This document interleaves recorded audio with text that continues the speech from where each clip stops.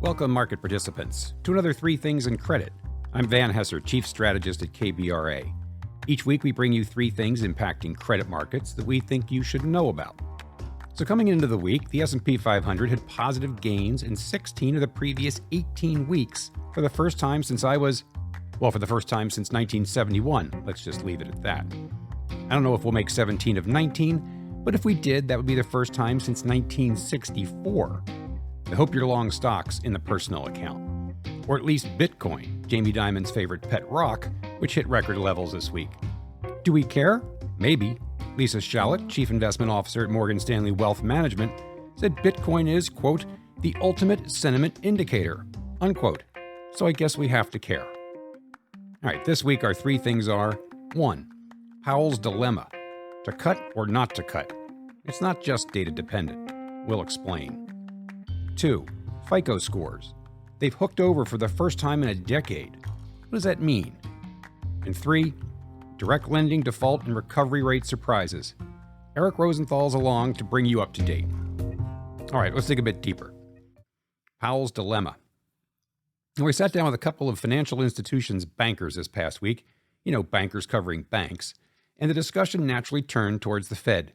Does anything else matter these days? We got around to talking about the predicament Fed Chair Powell finds himself in.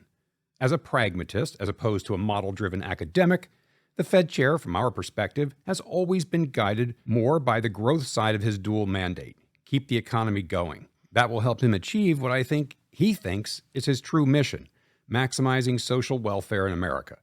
Let the forces of deflation, automation, technology, globalization, take care of price stability. All which brings us to an interesting crossroads if you're Jay Powell. Should the Fed cut rates, it would ease the pain that higher rates, 7% mortgages, 11% middle market loans, 24% credit card loans, are having on middle to lower income folks, as well as small to mid-sized businesses. Cut rates, and it would lessen the threat that the commercial real estate correction poses to banks, the safety and soundness of which, it goes without saying, the central bank is responsible for. Pretty strong arguments in favor of cutting rates. Yet, you're looking at historically low unemployment, gains in real income, and highly accommodative financial conditions. Services inflation ex-shelter is going the wrong way. Grab that punch bowl. Leave rates higher for longer, and you stand a better chance of taming inflation down to target and enhancing what seemingly every central banker craves, and that's credibility among your peers. You had the intestinal fortitude to stand in there against the vagaries of politicians and markets, but in doing so, you also increase the likelihood of hardening the economic landing. Therein lies the predicament. We have long said that the incentives for this Fed, as it has been for just about every Fed before it, point to overshooting. Not only does that strengthen your credibility among your peers, check that box, but it also significantly reduces the prospect of having to raise rates again to finish the job at some point in the future. Somehow, that scenario is deemed to be a failure. You didn't do your job. It's all or nothing. So all this tells us that in this cycle, following the lead of past cycles, Jay Powell knows what job one is: get inflation down to target, sustainably. And that tells us that rates are likely to remain restrictive over the balance of the year. That's less relief to borrowers, which means less relief to the banks and commercial real estate. Now, we haven't changed our view of 3 second-half cuts, but put that in perspective. 75 basis points clawed back after 525 basis points of hikes. In other words, back to normal. All right, on to our second thing. FICO rolls over. Now, Fair Isaac Corp., that which tabulates the ubiquitous FICO consumer credit scores, reported that for the first time in a decade, the national average FICO score dipped. Management observed that the latest data suggests that the effects of high interest rates and persistent inflation may be starting to weigh on consumers. In a world searching for, and where some are questioning the very existence of, the lagged effects of monetary policy, here seems to be some evidence. Management acknowledged that this isn't a blinking red light, but it certainly is a yellow light. Now, deterioration among consumer loans is not news. Our own KBRA consumer loan ABS indices have tracked and reported on trends in consumer loan categories over the course of the pandemic era, reflecting first on the benefits of stimulus to consumer borrowers, followed by the normalization of credit quality trends as those benefits wear off and as inflation takes its toll. The question for borrowers, lenders, and investors has been, what will this normalization look like? So we were a bit taken aback by Fair Isaac's characterization of the latest result, which is as of October 2023. Yes, it did fall from the previous reading, that was in July of 23, which hit a record level of 718. The average going back to October 2005 is 699. So yes, it probably is noteworthy that directionally, it seems that the data has hooked over. But is it all that worrisome? To that question, the company does provide some additional color. Consumer missed payments are up 4% from April 23 levels. Missed payments on auto loans and mortgages remain below pre-pandemic levels, while missed payments on credit cards now exceed pre-pandemic. Management believes that the more challenging economic environment is taking a greater toll on those that meet everyday expenses with credit cards. Management went on to add, "Our latest credit score data provides evidence of persistent increases in default rates and re-leveraging of consumer debt. Whether this average score drop is an anomaly or an early warning of an inflection point in consumer repayment behavior will depend on a few factors. Will high inflation and elevated consumer prices continue to place financial stress on borrowers and lead to more missed payments and increased debt levels? Relevant questions for sure. We also know that credit scores like FICO were pushed higher during the pandemic as stimulus enabled many borrowers to not only pay back debt on time, but also pay down debt. As those benefits wear off, scores should come down. So, back to our opening question. Is a 1-point dip off of an unnaturally high number all that worrisome? The answer is no. Are we seeing worrisome trends in some lower income, lower quality borrower cohorts? The answer is yes. But in the aggregate, normalizing trends in consumer credit are well behaved at this point in the cycle. All right, on to our third thing. Direct lending recovery rates, courtesy of KBRA Analytics. Joining me today is Eric Rosenthal, who generates our default forecast as part of his work with KBRA DLD, our direct lending news and analytical platform. Eric, welcome back to the podcast. Thanks, Van, for having me back. So, Eric, the Federal Reserve recently released a report using KBRA DLD data showing direct lending recoveries below that of both syndicated loans and high-yield bonds. This struck many as a surprise. Talk about what you found.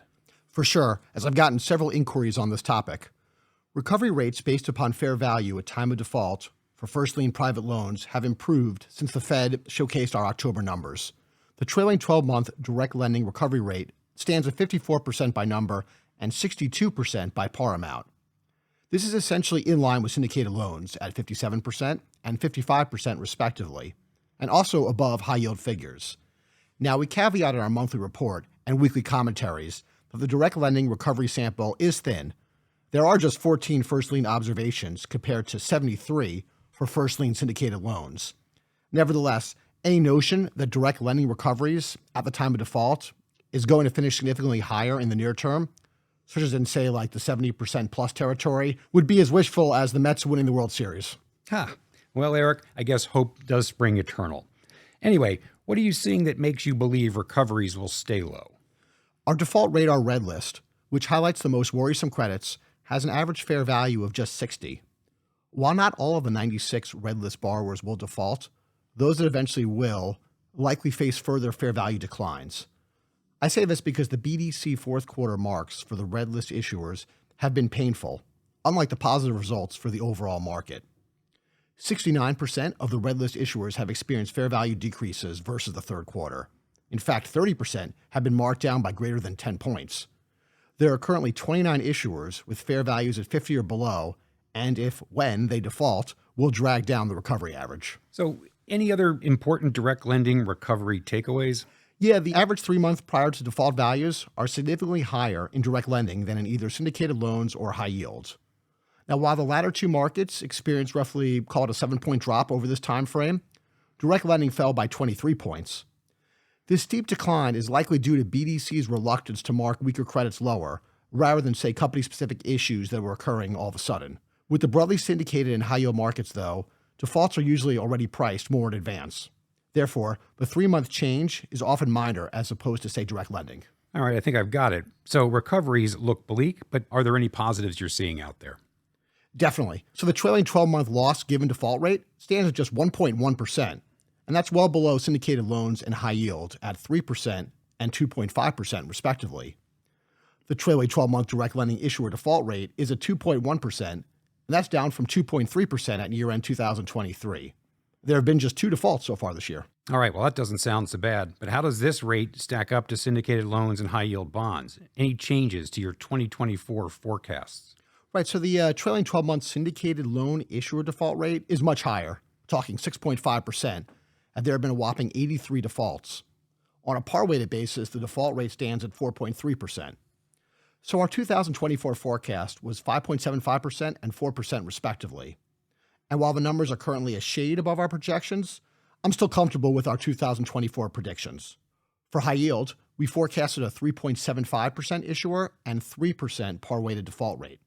The trailing 12-month figures are also a smidge higher at 4.1% and 3.4% respectively. Nevertheless, high-yield default activity year-to-date, it's been fairly muted, and our default radar red list has only 19 names. So thus far, the 5 year-to-date high-yield defaults tally $3.7 billion, and that's well below the 18 defaults for $17.7 billion for syndicated loans. And we mentioned on the podcast earlier this year that syndicated loan default volume is expected to exceed high yield by the largest margin ever. And while early, that is how it's playing out. So similar to loans, I don't anticipate any high yield forecast change. On the other hand, we could revise down our 2.75% direct lending forecast for 2024. Fourth quarter fair values across the KBRA DLD index show positive results thus far, with 39% improving versus 24% declining. These findings bode well for default rates, remaining benign in the near term, despite the 96 default radar red list issuers that I mentioned earlier. All right, Eric. Well, I think all that squares up with this soft landing narrative that is emerging here. So remind listeners the scope of what you're doing and where we can find more information. Sure. So we publish on a monthly basis both a direct lending and a liquid monthly default report. Plus, we have weekly default commentary on both markets. And you can find these on our website at dld.kbraanalytics.com.